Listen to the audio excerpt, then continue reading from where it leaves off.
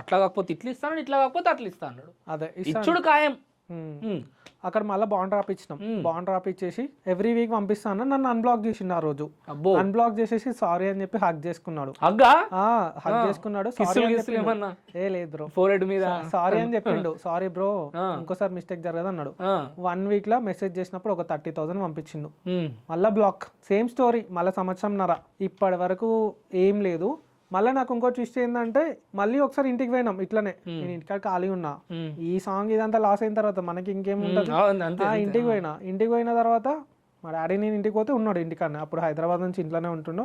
నేను 3 లక్షలు ఇచ్చిన, హైదరాబాద్ ఇచ్చిన అంటాడు. ఏంది అది కథ? పోతే పైసలు అడిగినాం. పైసలా ఎక్కడ ఎంత ఇవ్వాలన్నాడు.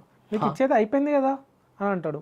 ఎంత ఇవ్వాలని లెక్కలు మొత్తం చూపిస్తే 2,65,000 రావాలని నేను ప్రాన్స్ కూడా తీసుకొచ్చిన, రాసినాం, సంతకం పెట్టా అన్నాడు. నేను అడిగిన, నువ్వు ఇంత మోసం చేస్తావు అనుకోలే అంటే, ఏం చేసుకుంటావు చేసుకో అని అన్నాడు.